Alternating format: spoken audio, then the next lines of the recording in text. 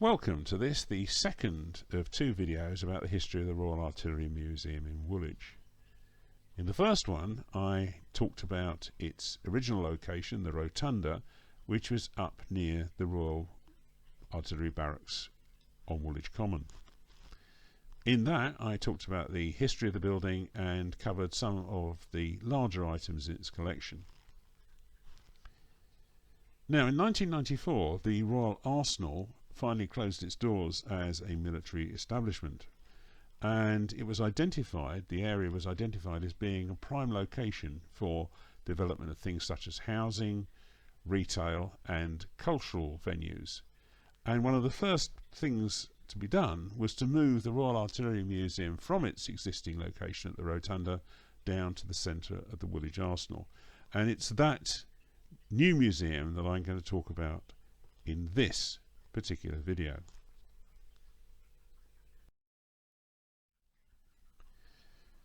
The Rotunda closed in 2001, and it was at that point that they moved everything down to a series of buildings in the old Royal Arsenal site, which was actual fact much more accessible in terms of transport, in that it was reasonably close, a walking distance, easy walking distance of Woolwich Arsenal Station, and was well served by buses from all over southeast London.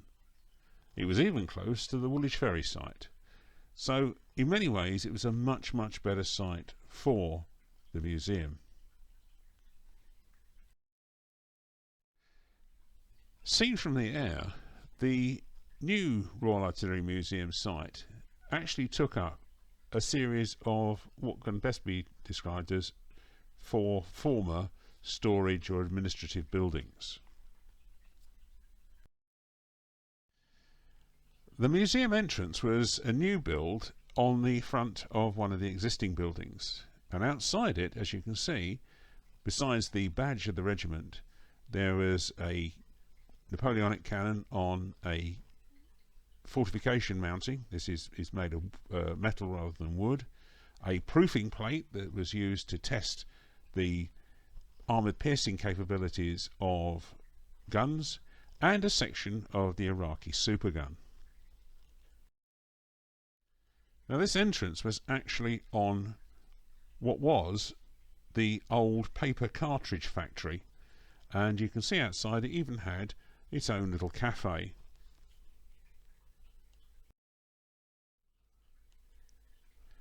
Building 41, which was part of the original new laboratory square, which was designed by James Wyatt, was going to be used to house some of the larger exhibits, particularly the Cold War ones, of which you'll see a bit more later.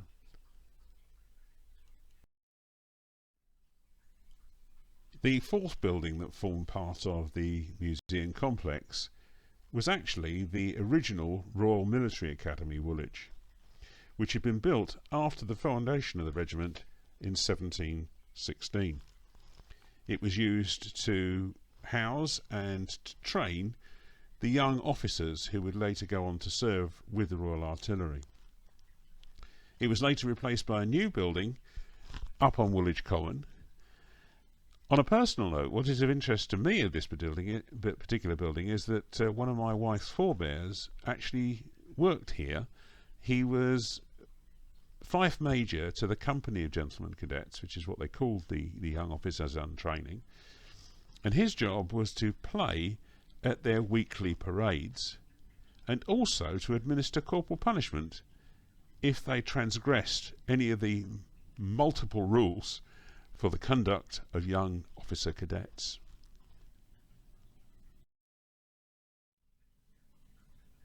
On the approach to the museum was a Russian 2S3 Acacia 152mm self-propelled gun. This, I believe, was captured during the Iraqi wars, and for the duration of the museum's time on the site, this formed a sort of gate guardian, along with this wonderful gun, which is actually a Saxon demi-cannon dated from 1733. It's often confused with another cannon that used to be stored up at the Royal Artillery Barracks in Woolwich, the Burt Poor gun. They do look very similar, but this is actually a Saxon-built gun from 1733. Now, inside the main museum building, it was actually spread over what I suppose is the main floor and a half floor above it, with the larger exhibits being on the ground floor and smaller exhibits being on the upper floor. This photograph shows part of that upper floor, and you can see some of the multiple displays which told the history of artillery, and particularly the Royal Artillery Regiment. As you can see, the lower floor, the main ground floor, actually had many of the larger exhibits that had originally been outside the Rotunda Museum. The exception to this is actually the Thunderbird surface-to-air guided missile, which is in the centre of the photograph, which was originally displayed actually outside the entrance to the Royal Artillery Barracks in Woolwich before it was moved down to the museum. As I said, the upper floor had a number of exhibits, including this, almost the first one you saw as you came onto the floor, which was a falconet. Next to it was an example of a galloper gun. These were, I suppose, a forerunner of the horse artillery. There was also an example of a Napoleonic 6-pounder field gun, which had two wonderfully animated models of gun crew. I believe they were supplied by the Embletons, I'm not absolutely sure, but they really helped bring the whole exhibit alive. And on the wall nearby were some examples of Congreve rockets. Now, I mentioned the Congreve rockets as being infamous in my last video. These are huge, and they had incredibly long range and carried a lot of explosive. However, they were notoriously inaccurate.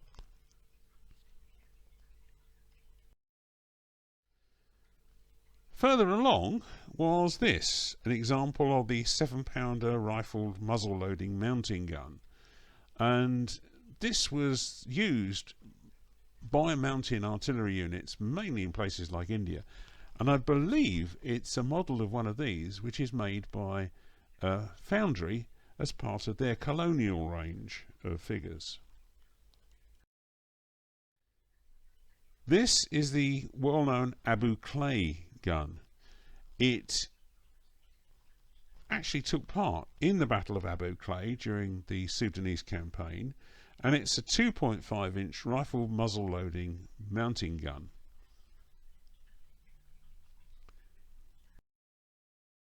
Somewhat more unusual exhibit is this, Wolf, which is a 4.5-inch howitzer made in 1900 in Mafeking during the siege. It was actually built from a drain pipe by the engineers who were caught inside the besieged town, and it formed part of Mafeking's defences. Another unusual exhibit is this, which was a Whitworth hexagonal bore rifle gun, which was tested on the marshes at Plumstead. Although it's not very obvious, the bore is not very large, but when they fired it, not only did the shot go through the target, but they actually lost it when it went twice as far as they estimated its original range would be. The rifling system worked very well, but the problem was that the hexagonal rifle bore required specially made shot, and therefore it never went into mass production. Now, the museum also had a number of machine guns, including this very large 1-inch caliber Gatling gun. It also had an example of a double-barreled Gardner gun and what looks like a 10-barreled version of a Gardner gun, but was in actual fact a German-made machine gun built by a company called Bergen and Company at Witten. It also contained an example of a very early air-cooled Maxim gun. Now, Hiram Maxim invented this gun, and it proved to be very, very popular amongst the armies of the world. And it was actually manufactured at Crayford, which is only a few miles from Woolwich. On the ground floor were a number of other artillery pieces, including this, a French 75mm M1897, which was probably one of the most famous field pieces built during the early 20th century. It went on to serve with many armies during the First and Second World Wars, and in fact remained in service with some armies well in towards the end of the 20th century. Nearby was an example of a British 6-inch howitzer from the same period. It always strikes me that this looks a bit more of a thrown together mounting when compared to the elegance of the French gun, but it performed well and did a good job. This is an example of what is called an 18-25 pounder field gun. There were lots and lots of carriages of 18-pounder field guns left over after the First World War, and towards the end of the First World War they'd moved away from the old pole carriage to this more open carriage for the gun. When they introduced the new 25-pounder field gun, some of the new barrels were put on the older 18-pounder carriages to form what was the 18-25 pounder, and many of these were sent to France with the BEF in 1940.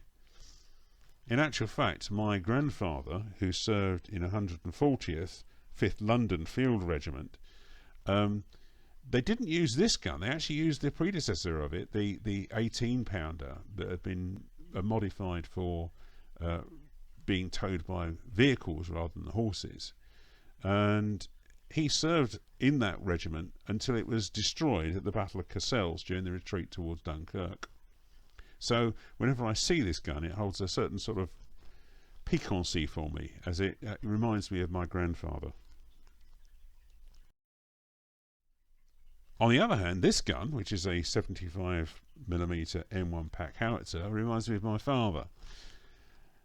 He served in 6th Airborne Division in the 53rd Worcestershire Yeomanry Light Regiment Royal Artillery, and they were armed with this particular gun.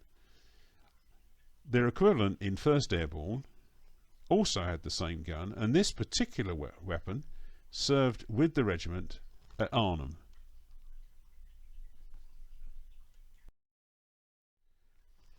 In Building 41 was the main Cold War exhibit, and you can see here two examples of vehicles used by the Royal Artillery during the Cold War.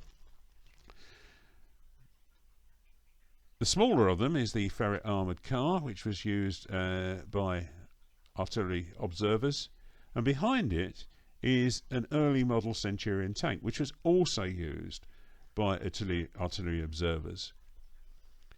Right in one corner, over in towards the right of the picture, you can see the green mace that I talked about in my first video.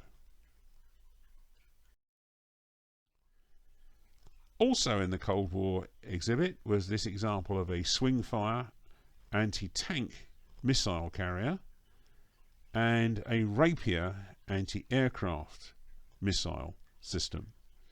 These served in the British Army, in the Royal Artillery, during the height of the Cold War. Unfortunately, although firepower moved onto the Royal Arsenal site very early on in its development, it never ever managed to achieve the viability it needed in terms of visitor numbers. And in July 2016 it was finally closed, and the buildings were acquired by the Royal Borough of Greenwich.